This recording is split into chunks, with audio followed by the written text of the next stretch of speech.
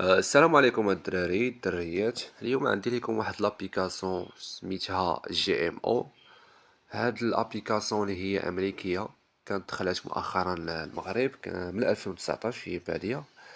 على اي هاد لابليكاسيون كتمكن لك تدخل واحد القدر ديال واحد الفلوس يوميا، من غير نهار الحد، على حسب الكابيتال اللي داخل به نتايا، عن طريق مجموعه ديال واحد المهام اللي انت كدوزهم. بحال دابا انا عندي هنايا 25 مهمه، كيف ما كتشوفوا هنايا. هاد 25 مهمه كتقدر تختلف. بحال دابا مثلا انا داخل بواحد الكابيتال ديال 1960 درهم، كيف ما كتشوفوا هنايا في هاد الباريم. اللي كيمكن لي انني ندوز 25 مهمه اللي كتجيني في النهار 70 درهم. وهادشي ما كيقتصرش غير هنايا، يعني يمكن لك تدخل اكثر من 70 درهم عن طريق انك تبارطاجي اللين ديالك وتدخلو مع شي صديق ولا شي واحد من العائله. انا صراحه كنت يلاه بديت مؤخرا، وصراحه درت واحد السحب.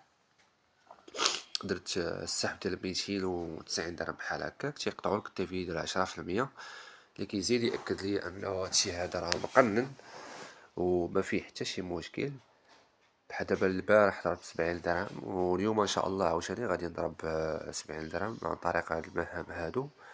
يعني عندك بزاف ديال المهام، 25 مهمة، في كل مهمة عليها 2.8 دراهم. صافي ملي كتكمل كطلع عليك هنايا 70 درهم، وكتبقى غادي السيمانة كاملة من غير نهار الحد. و صافي هادشي اللي كاين. الا بغيتي الا كان عندك شي تساؤل ولا شي حاجه ما عرفتيهاش، ولا بغيتو شي حاجه نزيد نشرحها لكم، تقدروا تخلوا لي في الخاص، ولا نخلي لكم النمره في اسفل الفيديو ولا في لي كومونتير. اي حاجه، اي تساؤل، مرحبا بكم.